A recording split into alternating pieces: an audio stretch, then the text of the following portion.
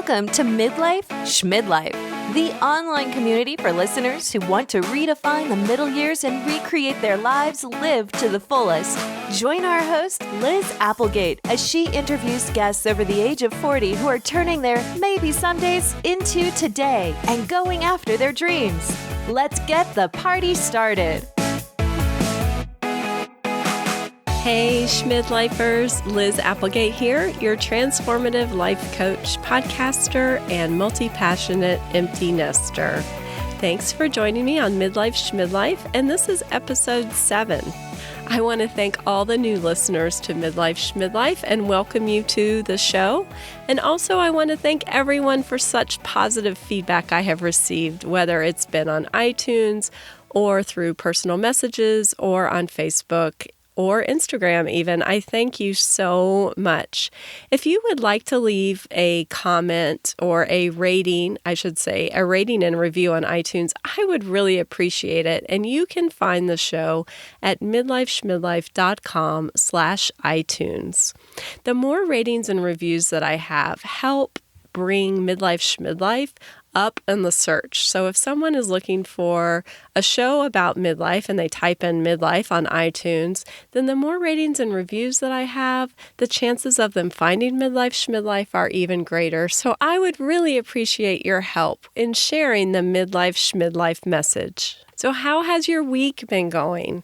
It's so hard for me when I'm recording these shows because I like to imagine that I'm having a conversation with you, but the only thing is I can't hear your answer. So if you hear something and I'm asking a question and you want to reply, please do so. Please head on over to midlifeschmidlife.com and go to the show notes.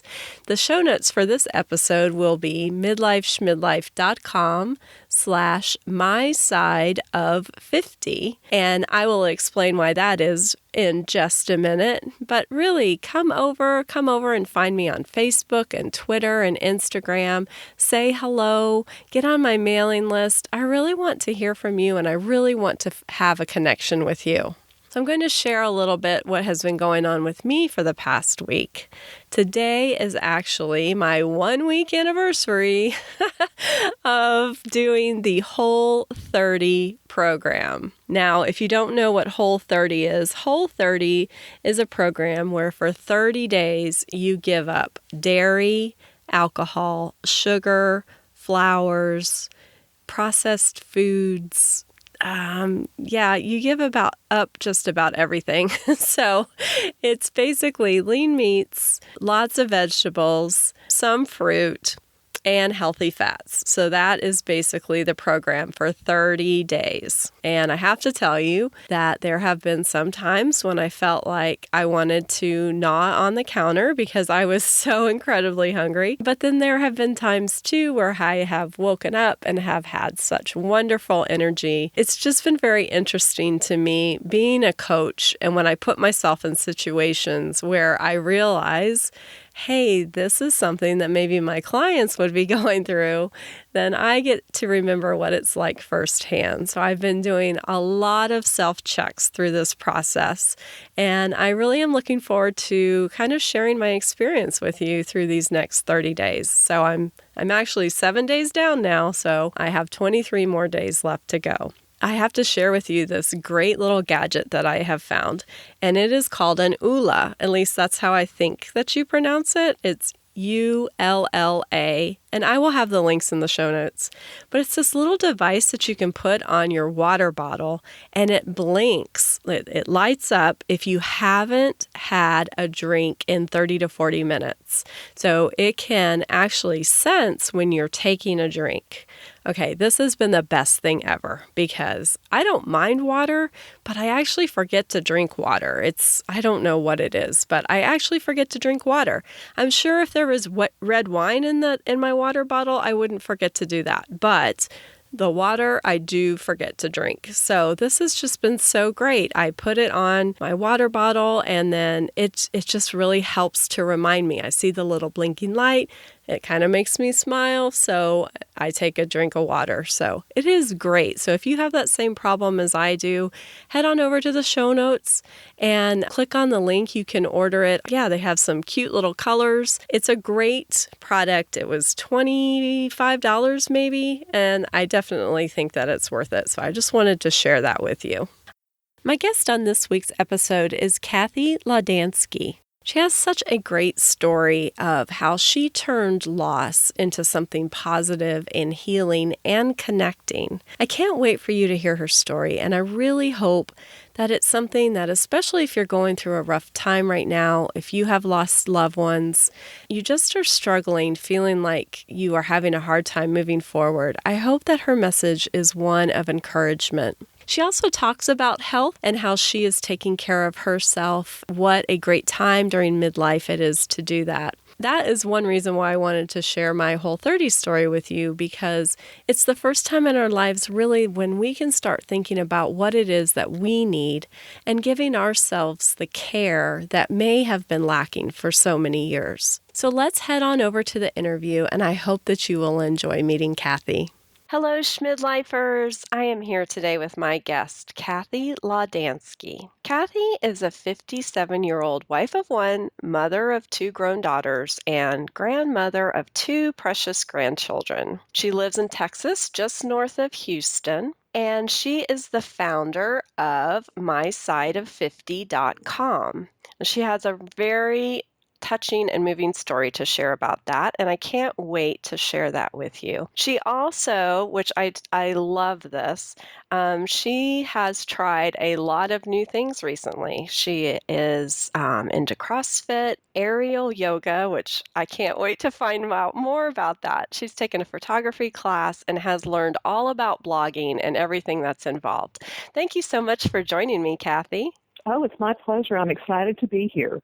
So tell me about your blog, My Side of 50, and how that got started. Well, My Side of 50, it started out, the tagline was Life and Adventures of a Woman on the Other Side of 50.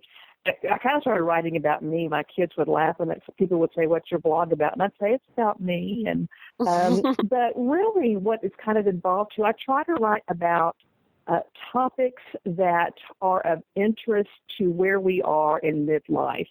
That inform, entertain, are really enriching the lives of midlife women. And those topics could be, fashion over 50, retirement planning, dealing with aging parents, how to relate to adult children, travel, books, what we're watching on Netflix. It can be the whole gamut of things. So that's what the blog's about. Mm-hmm. How I got here is a whole other story.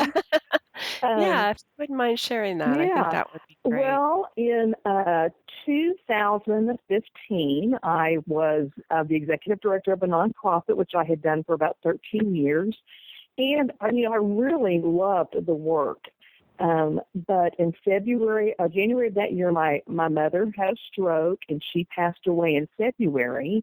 And my dad was 90, and by June, he was really declining and needing some help. So I, quit my job to help take care of him, because it was just getting to be too much to try to manage all of that.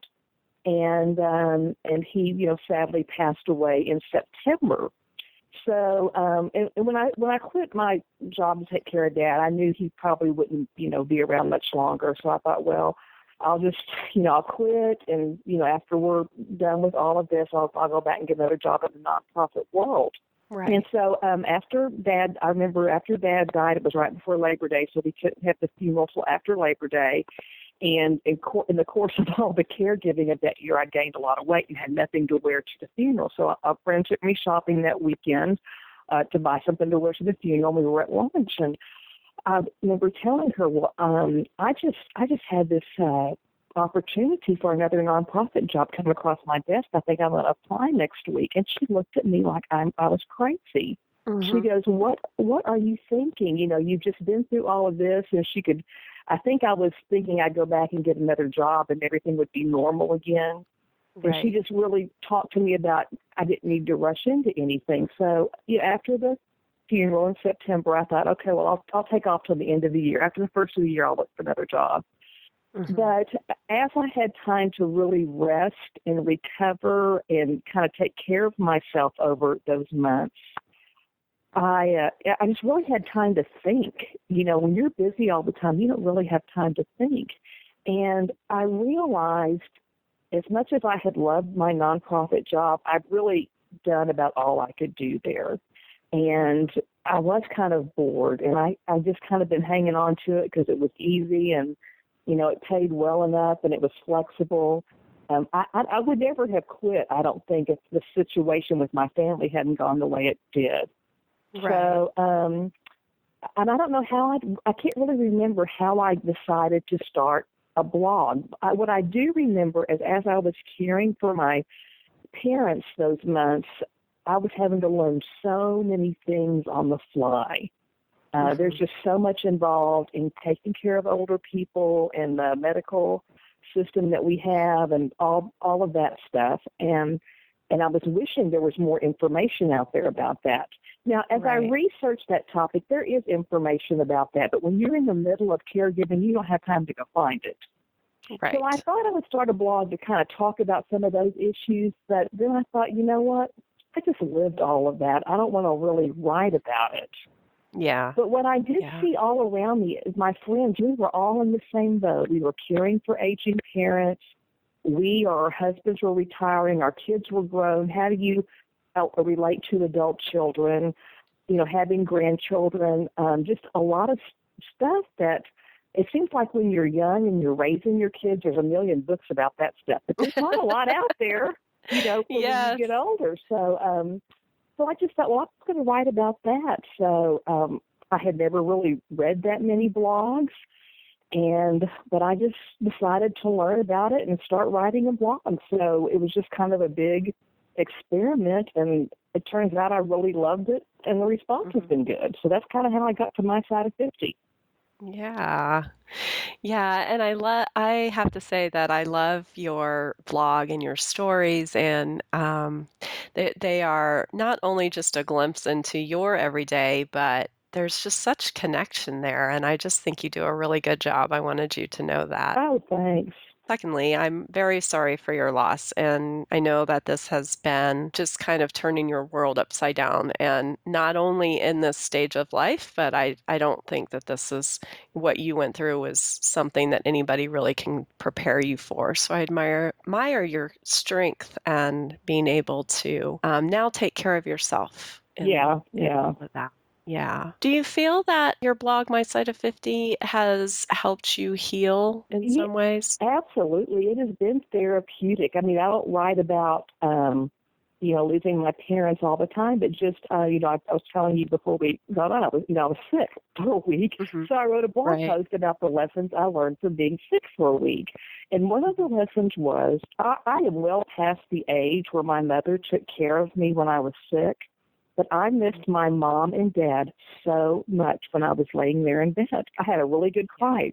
So I guess no matter how old you are, you want your mom when you're sick. Sure. I am a Christian, and even though I don't write a Christian blog, my faith is a part of who I am. So, I remember around Easter, I was just really thinking about the resurrection and the hope that I have that I'll see my parents again. And then we had the situation where we had to sell their house, and that was heart-wrenching. So I kind of wrote about that. So, as it comes up, I write about it because everybody our age, if they haven't faced it, they're going to, so we're kind of all in this together. So my situation is not unique. I mean, I lost both of mine within 7 months, but it's not unique. We are all going to be faced with it. Exactly. And it's so true when you say that when we were younger and raising kids, there's so much information and so many books. And that was something that I realized as well. I even said to my doctor one time, I remember all the what to expect when you're expecting books, and we get to this age in our life and there's no what to expect when you hit midlife books. Right. So, yes, I love that you and I basically started something because we saw a need. Mhm. That was why I started Midlife Schmidlife, is in these changes I've gone through in the last 10 years, and wanting to provide a community and a space for people. And it sounds like you have been doing the same, which gives me lots of hope. Right, So, right. and I had a question that just left my mind, and I'm very sorry. I will come back to it. That's part of midlife. I mean, It is. I have them often, and yes, one of these days I'm gonna I well, should jot them down, right? well, one So, of the other things that happened that I wrote down when I was sick is how wonderful my husband was, because he said to me at one day, he said, "What do you want to eat? I'll go get you anything you want to eat." And I said, "Well, I want this soup that I can't remember the name of from this Chinese restaurant that I don't remember the name of, right, but I kind of know where it is." So he went out, found the restaurant, called me, read the soup menu, and got me the soup. But I mean, that's just kind of the way it oh, is. Yeah. So right. Well, it's universal. yeah, yeah. Okay, so now, actually, when you were saying that, it just popped back in. It's funny how that just comes and goes. What I was going to mention, it's not so much a question, was how I have heard so often about this generation that we are in as being the sandwich generation, where we are taking care of our kids, or we have just, they have just kind of gone out on their own, and then all of a sudden we're faced with taking care of our parents. Mhm. A wonderful connection you are making. So it's more less of a question and just more of a kudos to you for doing that, because you are right. There are, if we have not experienced that, then we will be at some point. Well, and as far as now, I was really blessed that my daughters were grown and out of the house, because a lot of people do this with kids still at home. And one of the blessings of having adult children is how my daughters rallied and they helped in any way that they could. Which that was, yeah. I saw my kids really grow up and step up to the plate, and as adults, supporting me when we went through all of that. So that was really great. Yeah, that is really, really, really good. And it's nice that it sounds like that they're close. So, I mean, Yeah, close in proximity and close emotionally. So that's really right. wonderful. Mhm. Yeah. You made mention before about after all the caregiving, and you had put on some weight. And so it sounds like now you're in this process of really learning to care for yourself. Right. Yeah. Have you found that to be, I don't want to say difficult, but I just feel that as women, we have a hard time. We have a tendency to kind of put ourselves on the back burner. Has that been difficult for you to focus on yourself now, or? Yeah, but it's really more self-imposed because, okay, I have no kids at home anymore, and the blog is mine. Okay, but I will tell you, because of, I guess, of my work ethic and the way that I am, I really realized a couple of weeks ago that instead of me running the blog was running me. Mm, And I was trying to keep this post schedule and do all this stuff. And I love working out, but mhm, the workout's the first to go if I feel like I need to do something else. And right. taking care of yourself at this age takes time. I mean, you have to plan. I mean, I find I have to plan meals and cook and Mhm, and also, at this age too, I really realized, I do CrossFit, which don't think I'm like at the CrossFit games. I mean, I go, that's my exercise. mhm, But I was having more aches and pains. Just, I thought, what's with this? And I realized it takes more time to stretch before and do recovery after to keep this body in shape. It's just more time consuming. But the fact right. of the matter is I have the time and I have to do it first. And it's really more a fight with myself. Right. Because there's other things I could work on that blog and do social media all day because it's new and it's interesting and it's fun. Mhm, Um, right. but I love the connection I have with people all over the world through it. So yeah, it's a mental fight with myself because I have no other excuse not to do it. So tell me, what is your secret? I mean, what is your secret to make you do it? Well, the CrossFit thing is good. As far as work, I'm a morning person. That's my best thinking time. So I usually go to a 4:30 workout because by 4 o'clock I've got nothing much in my brain, and I have Right. friends there. And since I've worked out of my home, that is a good time for me to get out and be around people. So, and we text each other, and are you going today? And if I'm not there, I'm missed. So, and I'm always glad I went. As far as the meal planning and the cooking, I could, if I never had to do that again, I wouldn't do it. But, that's just part of it. We've got to eat, and I feel better Right. when I eat right. And so I just, I just recently had a big attitude adjustment. And, at the top of the list after my, relationship with God, I have to put myself next on the list. Because if I am not well, I can't do any of the other things that I want to do. And, I just, of course, when I'm of the age, too, where I'm seeing not only losing my parents, but I'm seeing peers having health problems. And I really want to take as good a care of my body to keep it functioning well for as long as I can for the things that I have control over. So I sit there and I say all this. I don't always practice what I preach, but I do think about it, and I really try. Yeah. Yeah. So what was the inspiration to try CrossFit? Oh, that was like 2011. My daughter was getting married, and I wanted to look good for the wedding. That was the Yeah. inspiration. Yeah. Well, and on Facebook, I never really heard of CrossFit, but I saw a couple of college friends in different places that did CrossFit. One was near me, so I called her up and said, "What's the deal?" She said, "Well, come on." So I went. Oh, my gosh, it was so hard. I was not in shape. Oh, my gosh. I thought I was going to die every day, but for some reason I kept going back because it was a real encouraging environment. And I just kind of fell in love with it. So I go through times where I don't feel like it.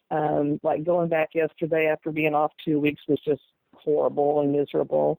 But Right. I'm doing things I never thought I could do ever. I mean, I'm not athletic. Like before I did CrossFit, I maybe ran a little bit, did jazzercise, that kind of thing. I mean, like people in my family can't believe I do anything that requires me sweating. But I just really kind of fell in love with it. And I like how I feel after I do it, and I like that I get stronger.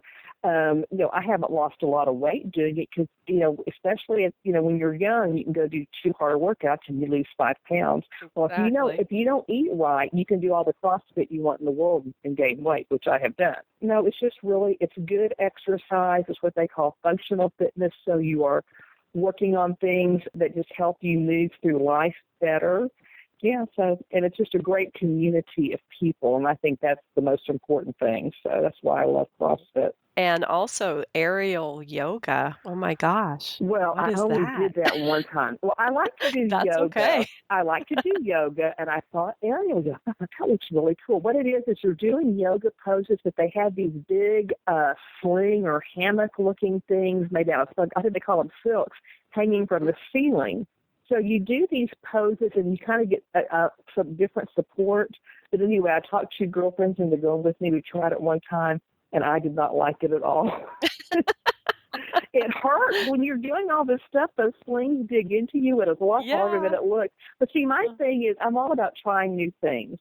So I Right. tried it because what's the worst that can happen? I tried it. I didn't like it. I don't have to do it again. But it looked Yeah. interesting, so I just had to make myself go do it. Right. Yeah. And I think that's just such a great attitude to have when I ask always ask some questions before we get on for an interview, and you had said that your motto is to be brave. And Right. I love that because I think it's so easy for us to get stuck in doing the same old things every single day and never thinking that we can try something. And you are just showing that being brave by starting all these things in midlife, it can be done. Yeah. Yeah. Yeah, so when we look at it, you also took a photography class, you like to travel, you started a blog, and there's a lot to know about starting a blog if you've never started a Boy, blog. I had no idea. So tell me what has been the reaction of your family and friends with starting My Side of 50? Well, my husband, who only does enough internet to do email for work, When I told him about a blog, he didn't know what it was. He said, "Is that like a chat room?" And I said, "Well, no, not really." So, my friends that know what blogs are, they've been really supportive and they like it. They're like, "Well, how do you get paid for that?" And I said, "Well, there are I explained some of the different ways that you can make income from that. I mean, I'm not to that point yet." Yeah, I mean, it's been really positive. Now, I don't think most of my friends think of my blog as a job, but that's okay. Yeah, the response has been positive, and I just treat it like a little job, or not a little job, it's a big job, and that's what I do every day. It's just a wonderful, I love learning new things, and it's a wonderful creative outlet. Yes.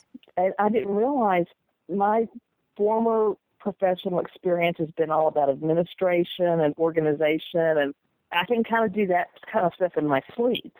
So now I get to do this, explore this whole creative side that I didn't really even realize I had through the blog. Yeah. Has that been surprising to you? Yes. Yeah. As far as, I remember when I was in school, I never was one that kept a journal or wrote stories, but if I had a writing assignment, it was not hard for me to do. And I just really feel like, everything you do kind of prepares you for the next thing, even though you don't know what it is. Well, in the nonprofit world, as you know, you are writing fundraising letters and newsletters and telling stories. So I was writing all the time. So I really have lost, even though it's a different kind of writing, I had practiced in writing for 13 years. So, the writing, and all there was to a blog was writing the blog post.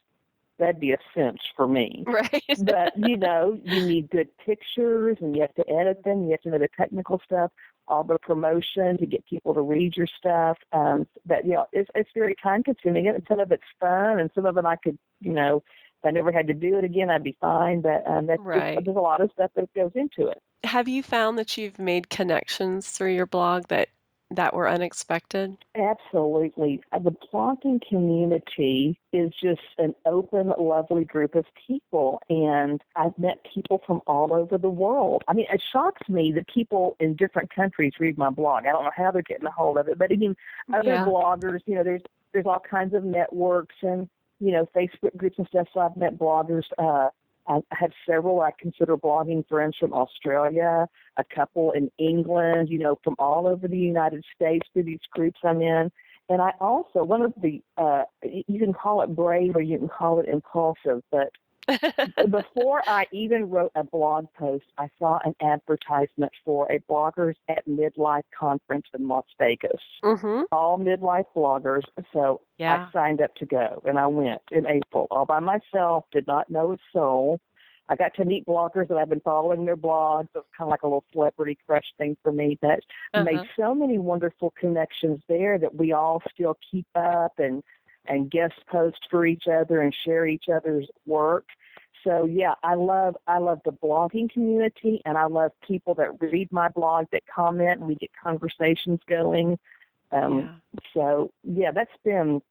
It's just opened up a whole new world. I feel like I have friends all over the world that I didn't have before. And so that you're talking about the BAM conference, correct? Yes. But I'll have links to that in the show notes because I've never gone, and I'm hoping maybe next year I will be able to go. You have to go. It's fabulous. Yeah. It's your people. Those are our people, really. Right. Yeah. And that's something that's hard to explain too, because I have, through me doing business online and starting Midlife Schmidlife, and even before that, I had my blog over at elizabethapplegate.com, and just the people that you meet and connect with, I don't think that people realize if they're not in it. It's hard for them to understand, the friendships that you form. And I've actually been able to meet people actually in real life, but just, I will Skype with people that I've met or just email or comment. So it really is this whole community that is hard to understand, I think, if you're not in it. And and that was very unexpected. I wasn't expecting that, at all. So. Yeah, because Well, first of all, unless you're in it, you don't realize it. And then two, it is kind of surprising to me as well. Like I will receive an email or I will see somebody that's signed up and they're in Australia or signed up for my newsletter and they're in Australia or even Russia, which to me is I know. crazy. I But know. I know. yeah, it's just so unexpected. And then you do find the people that you connect with, and it's just such a neat time, I think, to be in midlife during this time where we have so many resources and so many points of connection that weren't even possible 10, 20 years ago. Exactly. Right. Yeah. So what would you say has been the best experience from you starting your blog and kind of doing this all these brave things? Well, I would say the Bloggers at Midlife Conference was a real highlight. Mhm. Just meeting, so many women in our stage of life, writing about so many different topics, but all relevant to where we are and coming from different points of view, and just those friendships, and just the positive responses I've received. It's just been very gratifying. It's just like getting positive strokes, like you did a good job, on something. Right. I like learning new things every day. Like I watched a little video today on how to utilize Google Plus. Didn't really understand that, so now I'm all excited about going and utilizing that platform. And of course, I read blogs all the time now, and that's just so interesting to me. Reading different points of view or what people write about. Like, I am not a DIY or crafter by any stretch of the imagination, but those are my favorite blogs to read. Right. I love go to Goodwill and get some piece of junk and transform it into this beautiful piece of furniture. But so you learn stuff every day. It's just very interesting. Yeah, and you get to learn new interests that you might not have Right. been exposed to. Mhm. Mhm. What would you want your daughters to know about this time? Okay, let me rephrase that. What would you want them to learn from you for when they hit midlife? Don't be afraid. And I want them to get that before midlife. I mean, don't Yeah. do what you want to do and don't worry about what other people are going to think. Because even at my age, I just talked about starting the blog, and I was telling the girls about it, and they were very supportive. But then I had this week of self-doubt. It's like, oh, people are going to think you're so stupid. Nobody's going to want to read what you write. That's the dumbest idea. Who do you think you are? I mean, I got all that self-doubt. Oh, And, yeah. so why do I care what people think? If they don't want to read it, they don't have to read it. And look what I Yeah. would have missed out on if I had not done it. So I just think back over my life, and I'm not sitting here with total regret, but I wished I would have quit worrying about what other people think a lot before age 57. Yeah. I think we all do that. So, Mhm. yeah, because like they say, people think a lot less about you than you think they do. They're not thinking about you at all. I know. Yeah. So that, to be brave and do what you want to do. And I guess my other little motto is, what's the worst that can happen? So I started the blog, what's the worst that could happen? Nobody would read it. Then I wouldn't have to do it anymore. That's Right. the absolute worst that can happen. Just like aerial yoga, right? Yeah, I mean, you did it one time, you didn't hurt yourself, and you went out Mhm. to lunch with your friends afterwards, so it wasn't a totally waste of time. And but I can say I did it. I did it one time. Yeah. Yeah. What advice would you give to someone who has just experienced maybe the loss of their parents and they are looking to move forward? What advice would you give them? I guess don't be in a hurry to move forward, because I was in a hurry to move forward because I didn't want to feel all the feelings. I Mhm. wanted to just get my life back. Right. And I'd say take as much time to grieve and do what you need to do, because there will be a day when you can move forward, but it's not the same for everybody. And sometimes it's 2 steps forward and 1 step back. And like my mom's been gone over a year, and my dad's been gone almost a year. And I'm really just now finding that I'm able to feel the feelings and grief. Like, I miss them more now than I did right after they died. Sure. So, and it's not all day every day, but it's a a deep, it's more of the deep grief. I think after Dad died, I was just too tired. I mean, I was just exhausted, and I didn't realize that after someone dies, you're not done. There is so much business to take care of. Settling this. I mean, it just, we're just finally getting all the, we finally sold the house, so all the estate stuff is finally settled. And that's talking about going almost a year. So there's still a lot to do, and it takes time because you can't rush through all of that. So, and I just think everybody's different. Every circumstance is different. Every family and your relationships are different. Because my first response was, okay, let's get this funeral done. We're just going to, rush back to work and everything's going to be okay again. And that's not the way it is. You need to take the time, if you can, to rest and grieve and take care of yourself. Yeah, I can't help but wonder or think about how would have gone through this last, 9-10 months if you would have gone back to work, the nonprofit job. I would have crashed and burned. Because, it would not have been a good thing to do. Right, exactly. Yeah. And I think that that's so common. They're unpleasant feelings. We don't want to experience them, so we just get busy, and whatever get busy looks like, and it's not a healthy thing to do. Yeah. But unfortunately, we kind of live in that world, right? Yeah. I mean, it's kind of expected, whether it's expected by others, but I think we put that pressure on ourselves. Right. Yeah.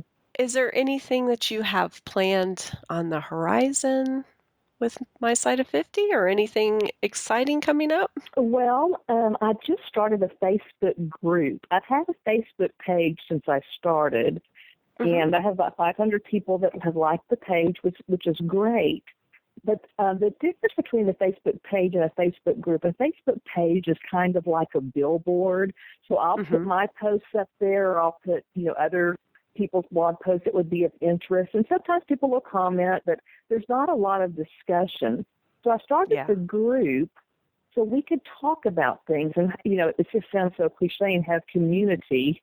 But I just started that a week ago. And like last night, I put a post up about whether to let your hair go gray or not. We had just a great discussion on that.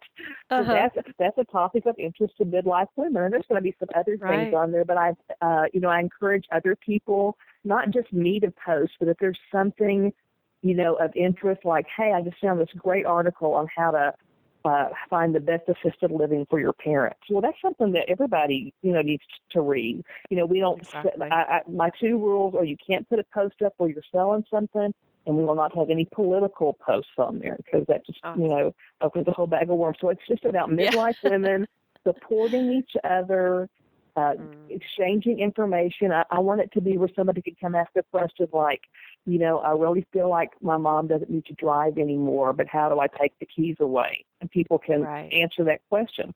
So I'm not the source of all knowledge. So I think there's really value. So if you go to, it's called My Side of 50 Facebook group, and if you're a woman in midlife, request to join, and I'll approve you, and you can be part of that group. Awesome. I think I'm going to go join. That sounds wonderful. That'd be great. I'd love to have you. Yeah. Cathy, I just want to thank you so much for taking the time this morning to share your story and hopefully get to meet you maybe at the BAM conference. I would love it. Yes, put it on your, I don't know what it's going to be, probably in the spring, but I'm looking forward to that announcement, and that would be great to meet in person. It would. And I will have all of the links to Cathy's website and to her Facebook group in the show notes. And so thank you so much, Cathy. It's been a pleasure. Thanks, Liz. I hope you enjoyed meeting Cathy and learning more about her story. You can find all the links that we talked about over on the show notes at midlifeschmidlife.com/mysideof50. Cathy's motto is Be Brave, and starting her blog wasn't her only act of courage.